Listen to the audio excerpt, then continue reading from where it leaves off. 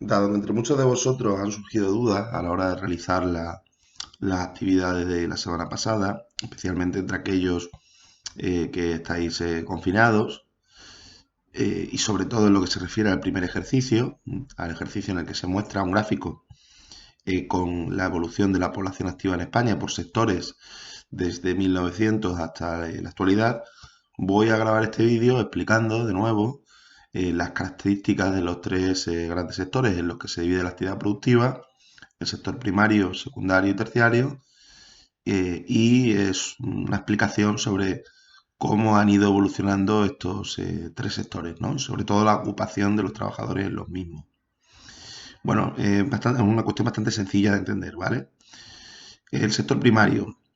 El sector primario se caracteriza por obtener recursos de la naturaleza, obtener alimentos o obtener materias primas. Por tanto, abarca básicamente las actividades agrícolas y ganaderas, el cultivo de la tierra, la cría de ganado, también la pesca, también la explotación forestal, la silvicultura, en fin, todo aquello que tiene que ver con sacar alimentos del medio natural, ¿no? También puede incluirse dentro del sector primario, aunque hay gente que lo incluye en el secundario, la minería, ¿no? Como una actividad también destinada a obtener recursos de la naturaleza, en este caso materias primas, ¿no? Bien, como podréis comprender, hasta la revolución industrial, hasta la aparición de la maquinaria moderna, movida por fuentes de energía inanimada, la inmensa mayoría de la población se ha dedicado al sector primario, ¿no? Hasta hace 2 siglos, o en algunos países hasta hace muy poco tiempo, incluso en el África subsahariana, todavía a día de hoy, la mayor parte de la población, un 70, un 80, un 90%, según los casos, pues ha trabajado en el campo, ha trabajado en la agricultura y en la ganadería. Entre otras cosas porque la tecnología que se aplicaba, ¿no? En dicho sector, pues no estaba muy desarrollada, nos encontrábamos ante una agricultura de subsistencia, de tal forma que si no trabajaba en la tierra, la gran mayoría de la población, la inmensa mayoría de la población, pues no sostenían suficientes alimentos como para que todo el mundo comiera, ¿no? Incluso a veces había malas cosechas y directamente sobrevenían hambrunas, ¿no? Que dejaban un saldo de millones de muertes, ¿no? Bueno, hasta hace muy poco tiempo, en términos históricos, hasta hace apenas 200 años, y en la mayor parte del mundo, hasta hace menos tiempo todavía, la mayor parte de la población ha trabajado en el sector primario, ¿no? Ha trabajado sobre todo en la agricultura y en la ganadería. Bien, el sector secundario incluye aquellas actividades que están dirigidas a producir bienes físicos, objetos, para entendernos. Hasta la época de la revolución industrial, pues bueno, era un sector que abarcaba fundamentalmente a los pequeños talleres artesanales que existían en las ciudades o a actividades destinadas al autoconsumo, como coser ropa, por ejemplo, que se realizaban en el seno de cada hogar. Desde la revolución industrial esto ha cambiado y el sector secundario se compone principalmente de la industria, ¿no? De la industria dotada de maquinaria, de fábricas, ¿no? Y de trabajadores que trabajan en estas, ¿no? En estas fábricas. También se incluiría dentro del sector secundario la construcción, ¿no? La actividad de construcción, en la medida en que también producen un bien, pues sean viviendas o edificios de otro tipo, en fin, locales comerciales, cualquier construcción que elaboren los albañiles, vaya. Entonces, bueno, industria y construcción son las dos actividades que se marcan, que se engloban dentro del sector secundario. Cabe realizar una distinción a su vez dentro de la industria entre la industria pesada, que es aquella que genera bienes destinados a la producción de otros bienes, por ejemplo, la industria de la maquinaria, por ejemplo, la industria de la siderometalurgia, o por ejemplo, una fábrica de tractores, ¿no? Tractores que van a destinarse a la producción, ¿no? A trabajar la tierra en este caso, y la industria ligera que produce bienes con destino en el consumidor final, ¿no? Bienes que no te sirven para producir más bienes. Por ejemplo, la industria textil, que fabrica ropa, o la industria del juguete, que fabrica juguetes. Entonces, bueno, recapitulemos. Nos encontramos con un sector primario, el que extrae recursos de la naturaleza, bien en forma de alimentos o bien en forma de materias primas, por lo tanto, abarca la agricultura, la ganadería y la minería fundamentalmente. Nos encontramos a su vez con un sector secundario que crea bienes.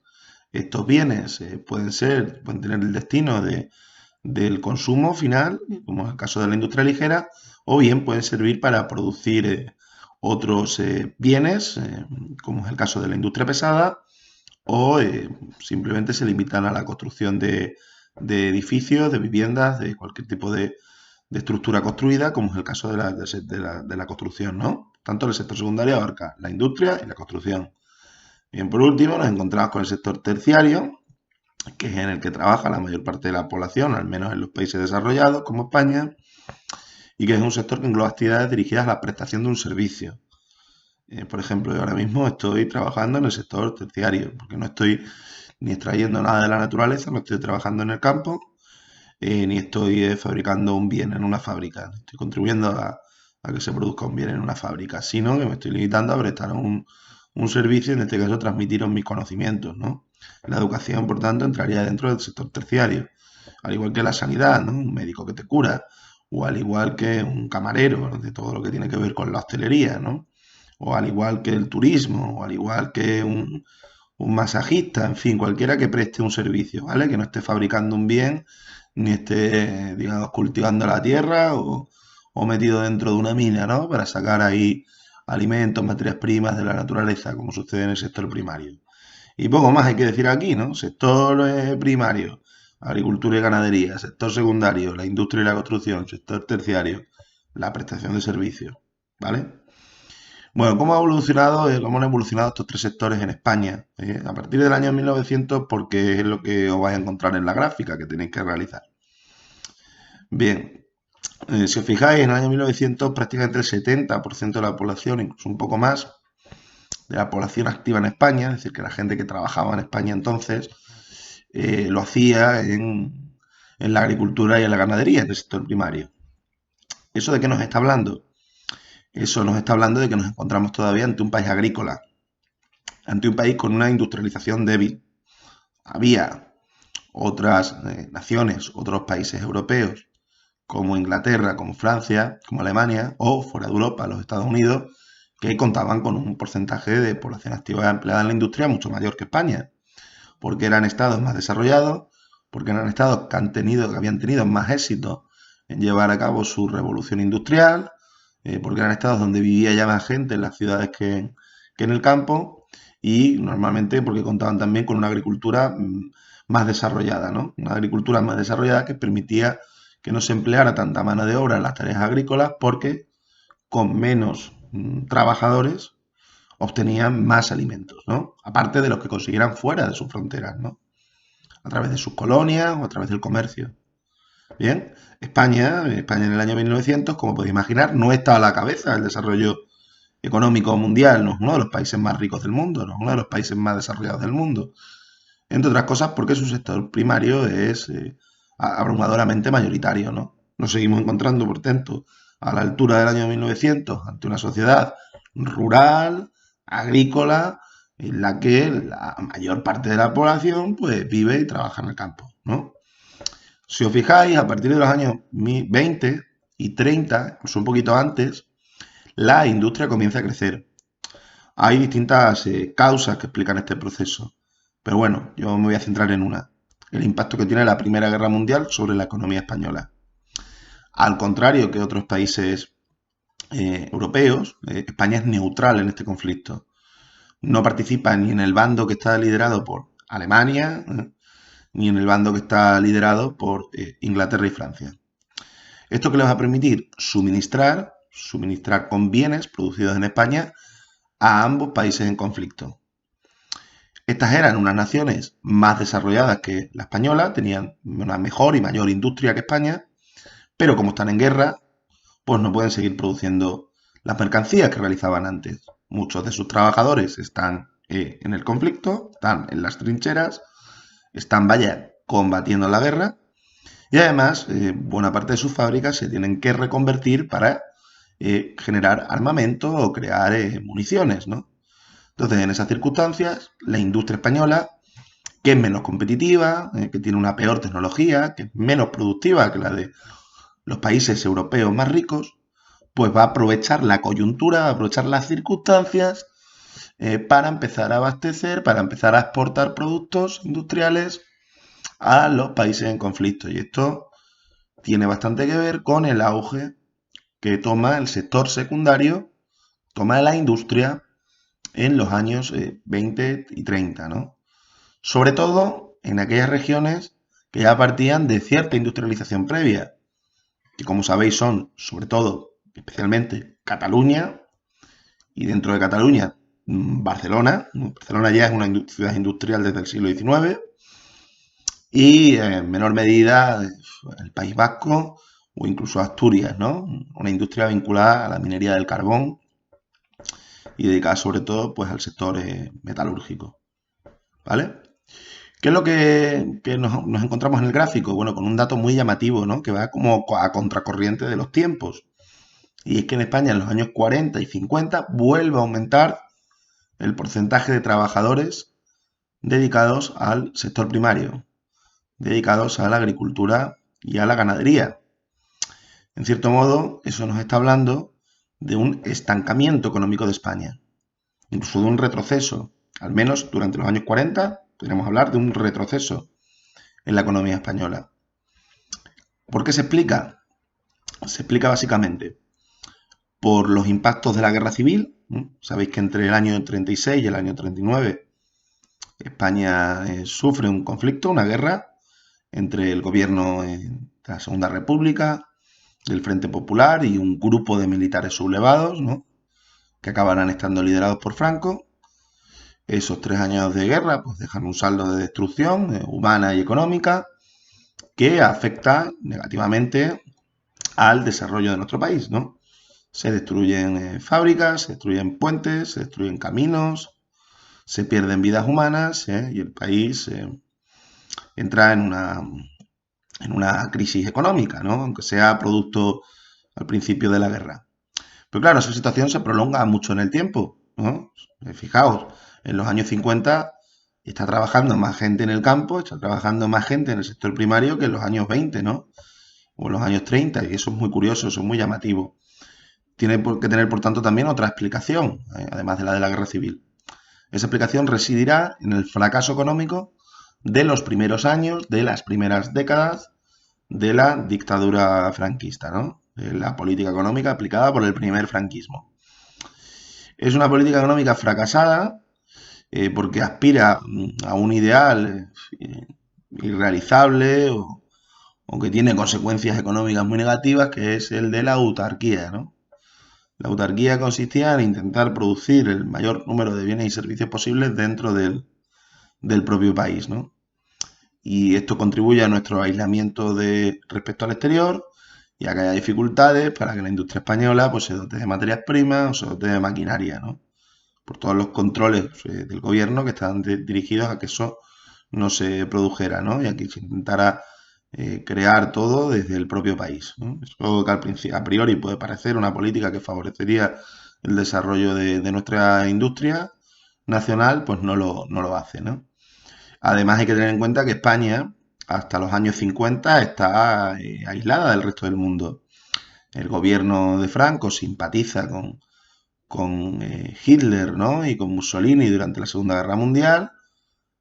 La Alemania de Hitler y la Italia de Mussolini son derrotadas y el gobierno español y España en general quedan en una situación muy delicada, ¿no? Porque se han posicionado con los perdedores en la guerra. Entonces empieza a sufrir una especie de boicot, ¿no? Por parte del resto del mundo. En el año 47 se llega a cerrar la frontera entre Francia y España, se llega a cerrar los Pirineos, ¿no? No llegan productos del exterior, no llegan créditos, no llegan inversiones, la economía se paraliza, se estanca, ¿vale? Por dos motivos, recordad, el impacto de la guerra civil y el fracaso de la política económica del primer franquismo. ¿Qué es lo que nos vamos a encontrar en los años 60 y 70?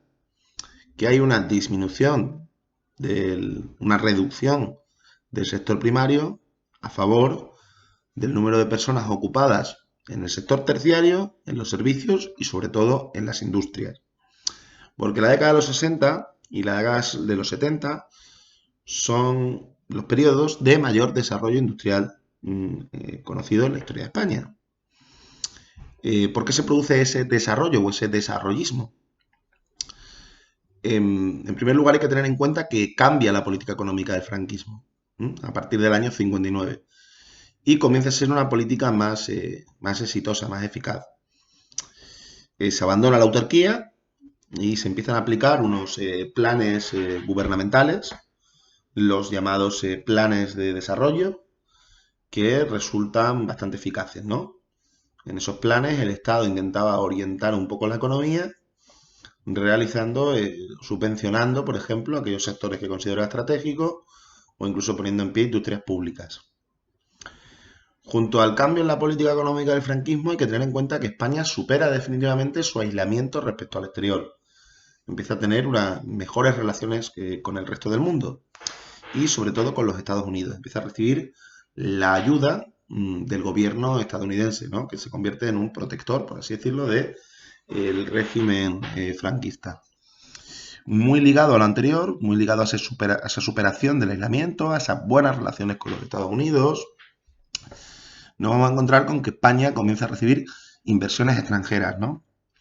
Hay empresarios, hay empresas que están interesados en trasladar su producción a España, buscando, entre otras cosas, una mano de obra más barata, ¿no? Que la que existía en los países más desarrollados, los países de Europa Occidental, por ejemplo. Entonces, bueno, empiezan a fluir las inversiones extranjeras a España y se empiezan a levantar también fábricas con capital procedente del exterior. En cualquier caso, en conclusión, años 60 y 70, años de desarrollo de nuestra industria. Lo que nos encontramos a partir de los años 80, 90, es que continúa el descenso en el porcentaje de población ocupada en el sector primario. Los últimos restos de la agricultura más tradicional, de agricultura que no empleaba maquinaria apenas, desaparecen. Muchos pequeños campesinos o bien se arruinan o bien sus hijos no quieren seguir manteniendo esas actividades, ¿no? Si no quieren dedicarse al campo, vaya. Y sobre todo, y esto quizás sí convendría detenerse más, desciende el porcentaje de población que trabaja en la industria, ¿no? Que trabaja en el sector secundario. Y crecen mucho los que están ocupados en los servicios. ¿Por qué desaparece la industria? Bueno, entre otras cosas, por un plan, por unos planes que lanzan los gobiernos españoles de los años 80, dirigidos a poder entrar en la Unión Europea, conocidos con el nombre de reconversión industrial. La reconversión industrial sencillamente suponía que el Estado dejara de tener industrias propias, que desapareciera toda la industria pública, normalmente en forma de cierres, porque estas industrias no eran muy rentables o no eran rentables directamente, y en otros casos pues privatizándolas y a veces con esa privatización pues también se destruyeron puestos de trabajo. Entonces, bueno, algunos pilares de la industria española, como por ejemplo la industria de los astilleros, ¿no? Dedicada a construir barcos, o la industria del metal, se van a ver muy afectados por esta reconversión, ¿no? Un caso emblemático, los astilleros Euskalduna en Bilbao, ¿no? La fábrica destinada a crear barcos. Bueno, pues esa fábrica se cierra de la mano de la reconversión. Además hay que tener en cuenta que el gobierno deja de proteger con aranceles o con subvenciones a algunos sectores industriales que empleaban a muchos trabajadores, como el textil. Son años también en el que en la industria textil se produce una pérdida de puestos de trabajo realmente muy considerable, ¿no? Afecta a varias decenas de miles, incluso algunos centenares de miles de trabajadores, ¿vale?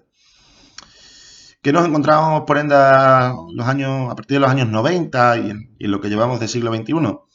Pues un país volcado cada vez más en el sector servicios, ¿no? Un dato, 1 millón de trabajadores españoles se dedica a la hostelería. Es un porcentaje muy abultado para tratarse de una única actividad. Hay que tener en cuenta el peso extraordinario que tiene el turismo en una economía como la española, ¿no? Siempre somos, junto con Francia, el país que pelea por estar a la cabeza del número de turistas, ¿no? Que lo visitan al cabo de un año, ¿no? Entonces, bueno, es una economía, la española, cuyo modelo productivo pues, tiene, cuyo modelo productivo tiene un peso relativamente escaso en la industria, menos todavía en la agricultura y la ganadería, como pasa en los países más desarrollados, ¿no? Y donde han crecido extraordinariamente las actividades vinculadas a los servicios. También somos un país, esto tiene que ver con la pérdida de nuestro tejido industrial, con unos altos niveles de paro. Te das cuenta que desde principios de los años 80 hasta nuestros días, España casi siempre ha estado entre los países con más paro, con más desempleo del mundo, ¿no? Solo habría una pequeña excepción en los años finales de los 90, inicios del siglo XXI, más o menos hasta 2006, donde el boom de la construcción, ¿no? Del auge que tuvo el sector de la construcción, permitió que estos niveles de desempleo fueran algo más bajos, fueran más bajos que un 10%. Pero bueno, esto ha sido lo excepcional, ¿no? Lo habitual en España desde los 80 hasta nuestros días es que los niveles de paro superen el 10% y con frecuencia han superado incluso el 20% y han llegado a niveles superiores al 25%, ¿no? Una cuarta parte de la mano de obra de la población activa en paro, ¿no? Son cifras elevadas, son cifras que nos acercan a Sudáfrica, por ejemplo, otro país con mucho paro. Bueno, pues espero que el vídeo, en fin, os facilite comprender esta cuestión y os permita hacer esta tarea, ¿vale?